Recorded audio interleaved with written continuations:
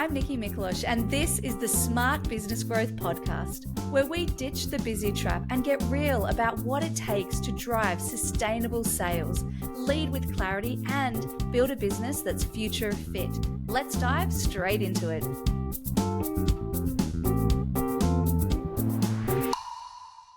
Hello, friend, and welcome to this week's episode of Smart Business Growth Podcast. As always, I am absolutely thrilled that you are here joining me. And today we're going to have a conversation around managing energy and actually why it's more important or more impactful to focus on managing our energy than it is to focus on time management. Now, time management, of course, has a role to play, has a lot of importance and can have a positive impact. However, our focus is too much on managing time down to the second, down to the nth degree.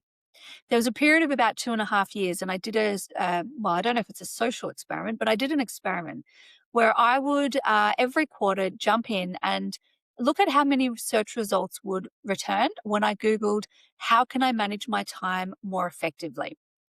Now, over a period of 2.5 years, and I've stopped doing this for the last 12 months, but over a period of about 2.5 years, the Google search results increased by over 6 billion. 6 billion. What that tells us is that we have literally billions of resources, frameworks, tips and tricks, tools at our fingertips around time management. And yet, we still, if I ask people, what is your number one challenge at the moment? Oftentimes, or the barrier to you achieving certain goals or focus areas, guaranteed time or being too busy is going to be mentioned.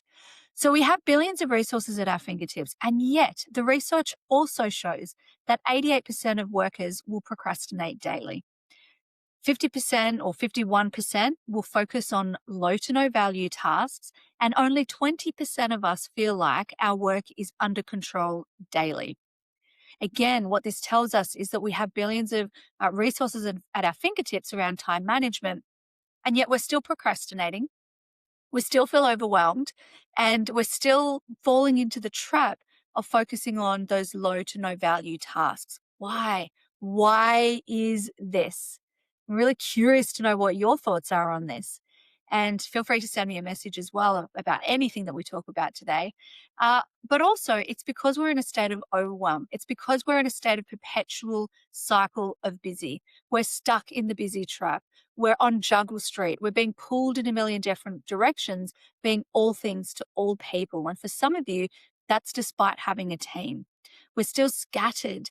I've mentioned before, and I've been talking recently in some of the workshops I'm running around to the fact that this day, in this modern day and age, 2026, and in fact, this is a bit of an outdated, a few years ago stat, so it would even be more. Our information that is being thrown at us is the equivalent of reading 174 newspapers a day. We're not wired to cope with this information overload, with this amount of distractions that are being thrown at us. So there is this feeling of being always on. It's causing us to feel reactive, and we lean into the things that can feel sometimes a bit more comfortable, like the low to no value tasks, the stuff that's easy to do, that's a bit mindless. So what do we do? And this is where I really come to, yes, we've got to pick some of our time management tools and make sure we use it, but not get caught up in the hype of the new planner, the new app, the new hack, to get more time. If we continue to focus on getting more time, we're moving away from actually working with time. We're moving away from working in flow. And so a more effective, beneficial way to look at this is focusing on managing our energy.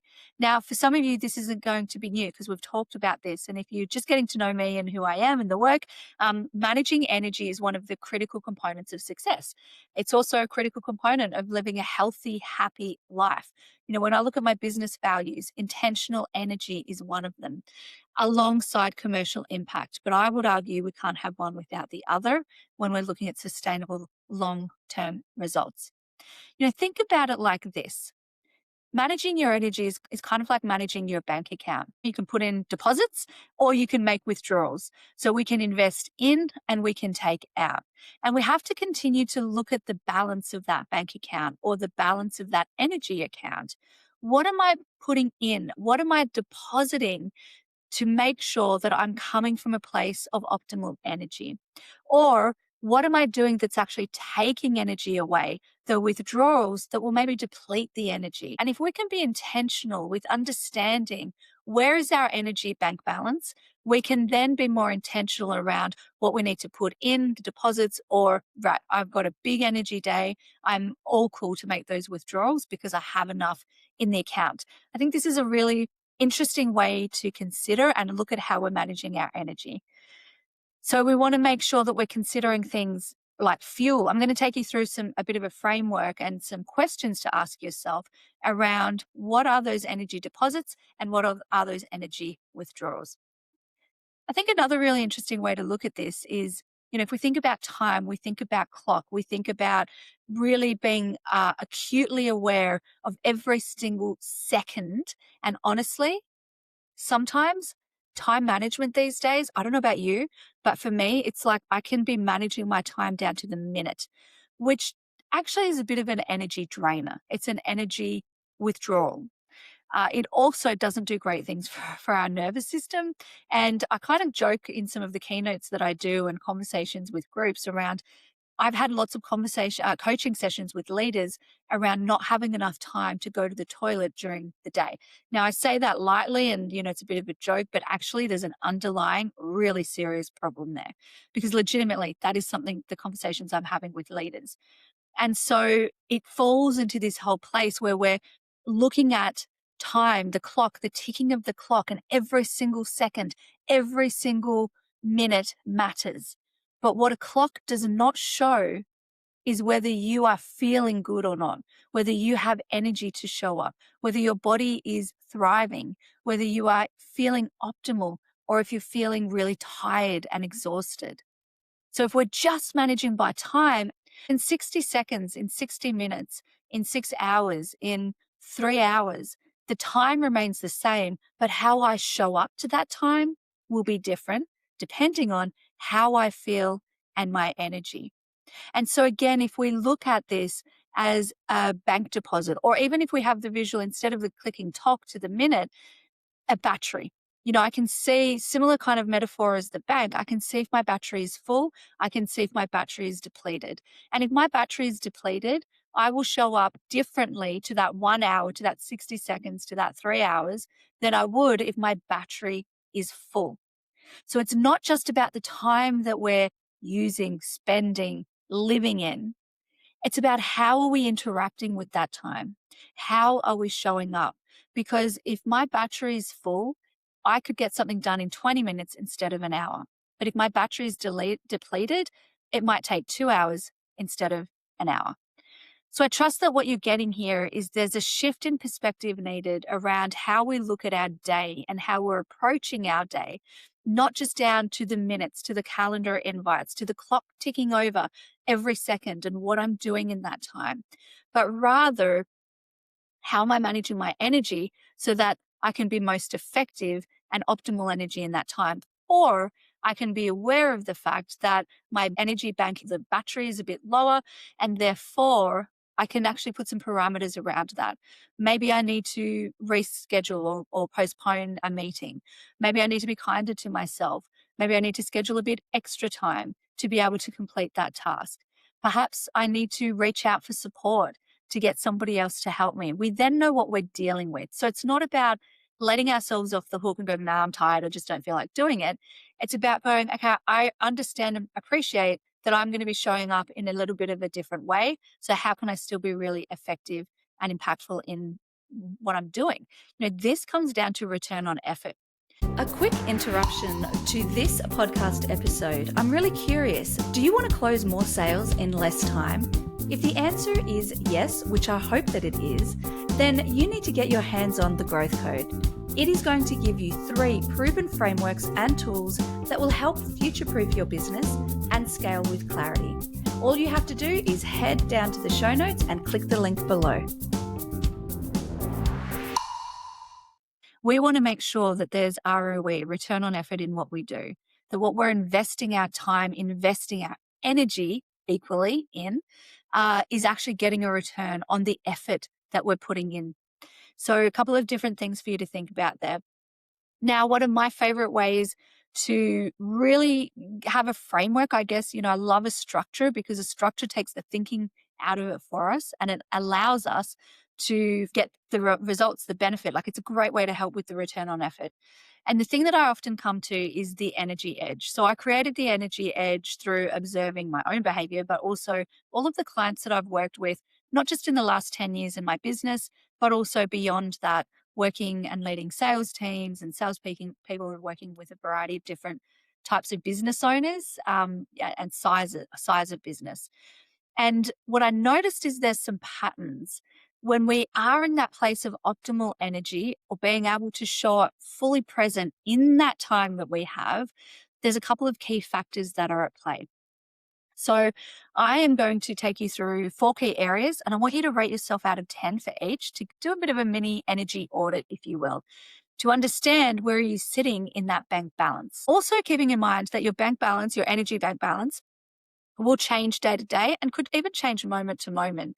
You might have something happen in the middle of the day that actually ends up draining your energy. So your energy balance might be lower, or it might actually motivate you and inspire you, which means your energy bank will be higher.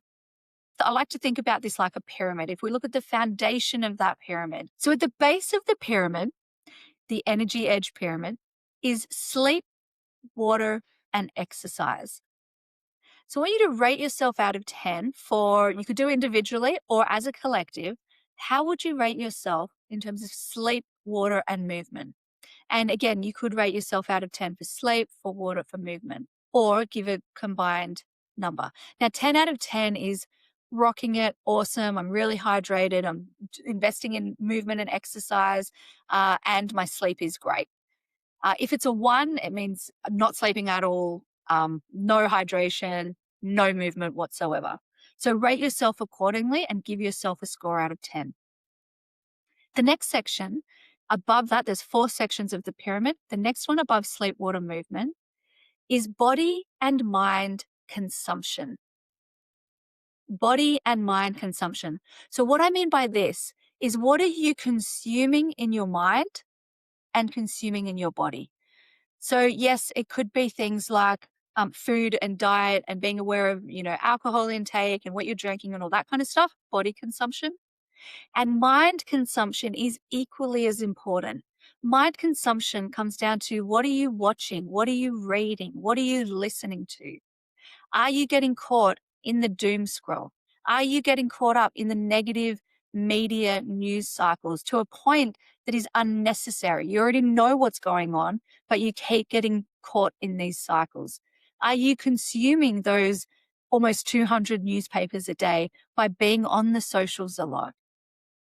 And what television shows are you watching, or series are you watching? The people that you're around, mind consumption. Is there a lot of really negative people or really positive people around you? So rate yourself out of 10 for body and mind consumption. Again, you can either rate 1 for both, or you can separate it. But really important that we are aware of what we're consuming, not just in our body, but equally in our mind. So you've got a rating for 10 for body and mind consumption, and you've got a rating out of 10 for sleep, water, movement. The next section is what I call drainers, or boundaries. So it's actually, we need to look at our boundaries around the things that drain our energy. So out of 10, where would you rate yourself in having strong, solid boundaries, not only in place, but also that you see through around the things that drain your energy? So draining your energy could be things like certain type of work, certain type of clients, certain type of people that you spend time with, certain hobbies that you're doing, and you've never really thought to stop and go, does that still actually give me energy, or does it drain energy? Types of food that you're eating, that kind of leaks into body mind consumption. So our environmental impact, the way that we're exercising, maybe your movement is quite high, but you're exercising in a way that's draining energy. And there could be an opportunity to mix it up.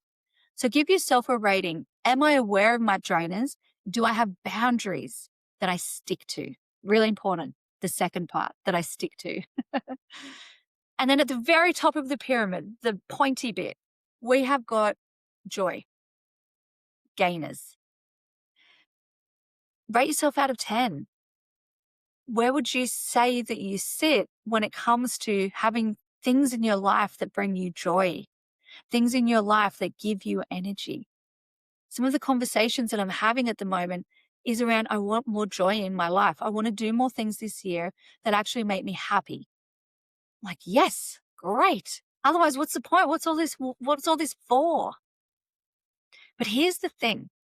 If we don't start at the foundational elements and work our way up, we won't have the space to bring in more gainers. We won't have the space to bring in more things that bring us joy. Because if we don't have sleep, water, movement, we are physically exhausted and don't have capacity to be able to be a bit picky and intentional about what is our body and our mind consumption. You know, when you're really tired or you've rushed and you're rushing around, you're absolutely exhausted. Maybe you can relate if you've ever had a hangover the next day. We don't make as good choices about what we're eating, drinking, and what we're actually consuming in our mind, what we're watching, what we're listening to. So they really fit together like babushka dolls. And so when we're so exhausted and we're not making great decisions around our body mind consumption, you can see how then it's easier to be a bit more loosey-goosey with your boundaries. Maybe you're setting some, but then you're not following through, which is a really common thing that I see. And if you don't have boundaries in place around removing some of your drainers, you won't have the space to bring in more with your gainers, with the joy.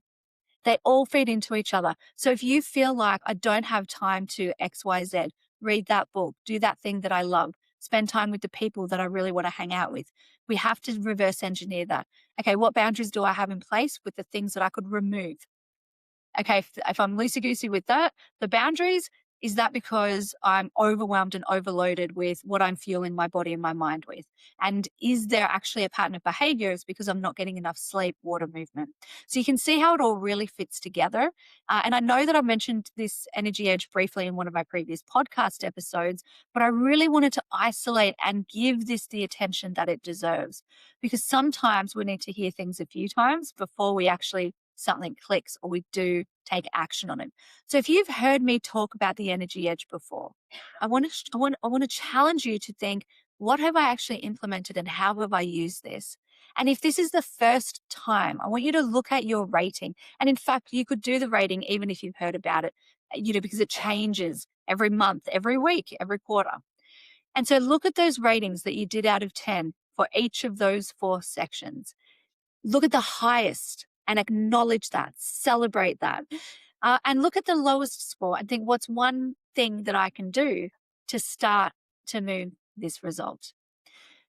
Play lightly with this.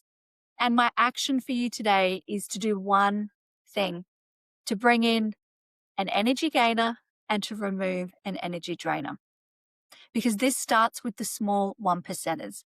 This is about making a massive shift overnight. But if you follow that formula and that structure, you will find where the gap is. All you have to do is revisit, reverse engineer. How's my sleep, water, movement, my body, mind consumption? Am I solid with my boundaries? And that's going to create space for you to bring more joy and more gainers in. This is a simple framework that you can share with other people, that you can put to practice yourself, and always come back to it if you're feeling a little bit like the 88% of people that are procrastinating daily.